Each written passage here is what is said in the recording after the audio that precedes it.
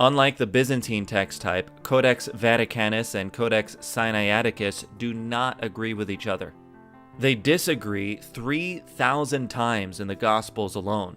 Scholars believe that Vaticanus was overwritten letter by letter in the 10th or the 11th century.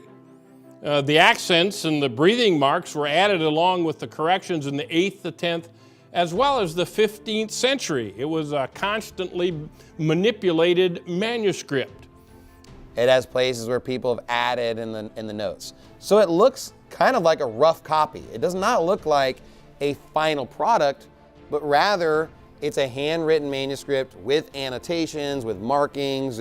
You know, it'll just have a word just marked out and then a word just kind of barely scribbled up at the top of it. Missing portions were supplied in the 15th century by copying other Greek manuscripts.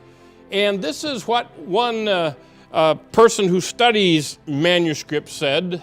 He said, all this activity makes precise paleographic analysis impossible. You can't really tell at all what the manuscript originally said. Nonetheless, Vaticanus and Sinaiticus have served as the impetus for the updating of the Bible through modern textual criticism, the process by which scholars search for older and supposedly more reliable manuscripts that have been buried for centuries. Codex Vaticanus, as evidenced by its name, was found unused and in the possession of the Vatican Library. Vaticanus was written on sheets of parchment in a 3-column format. It contains most of the New Testament, along with a Greek translation of the Old Testament. Codex Sinaiticus was discovered in a Catholic monastery in the Sinai Peninsula in Egypt. It was found in a wastebasket in May of 1844 by a German textual critic named Konstantin von Tischendorf. At the time, the manuscript was about to be disposed of in the fire. So this man, Konstantin Tischendorf, went to college and learned the critical text position and basically became a critical text proponent before he'd even found the Sinaitic Bible. Before he'd even really gone and had the receipt, had the evidence, had the proof, he already believed it, okay? That's a little dangerous when people already believe something without any evidence and then they're gonna go find the evidence. I mean, it seems like you might find whatever you wanna find. He goes in 1844 to this Catholic monastery to try and find older manuscripts. What does the Bible really say? You know, let's really find what the New Testament is. And in this trip, he ends up stumbling across a monk who has a paper basket or a wicker basket or some kind of a basket, and in it is old parchment. And he's like, what is this? And he's like, oh, we throw this in the fire. We put these pieces of paper in the fire for kindling. And he pulled it out and he looked at it and he's like, oh, this is like, portions of the Bible. And so he wanted to rescue it from this basket, but he made such a big deal about it, the monks wouldn't even let him have it. So basically, he found what he thought was the Bible in this trash can, more or less, yet they wouldn't let him have it, so he left. Whenever they would make a transcription of the Bible and had errors or they made a mistake, they would burn it.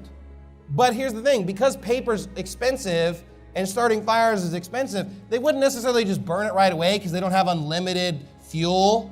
So they put it in a wastebasket as the next, paper that's going to be burned the next time they need to burn something or the next time they need to start a fire.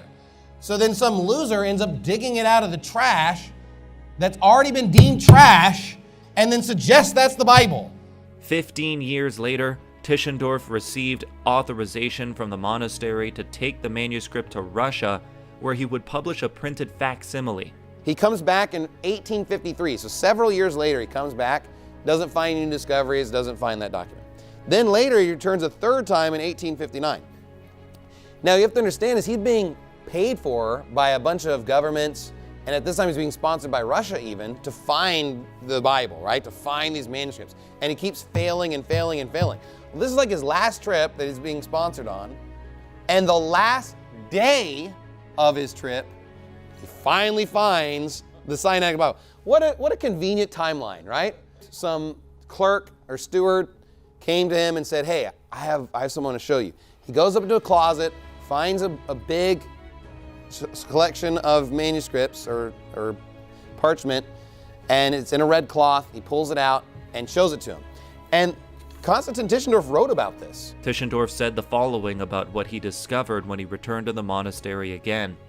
Quote, "I unrolled the cover and discovered, to my great surprise, not only those very fragments which 15 years before I had taken out of the basket, but also other parts of the Old Testament, the New Testament complete, and in addition, the Epistle of Barnabas and a part of the Pastor of Hermas." The evidence for the majority text, received text, is absolutely overwhelming, even before we start hearing from these people in Greece that there are thousands more manuscripts than what we knew about. Additionally, the writings of Tischendorf further corroborated that the manuscripts, the Sinaitic text and the supposed Epistle of Barnabas, were trash, and that they were going to be burned in the fire. He said, quote, "While so much has been lost in the course of centuries by the tooth of time and the carelessness of ignorant monks, an invisible eye had watched over this treasure, and when it was on the point of perishing in the fire, the Lord had decreed its deliverance. In the Sinaitic Bible, the entire of this Epistle of Barnabas had been found in the original Greek.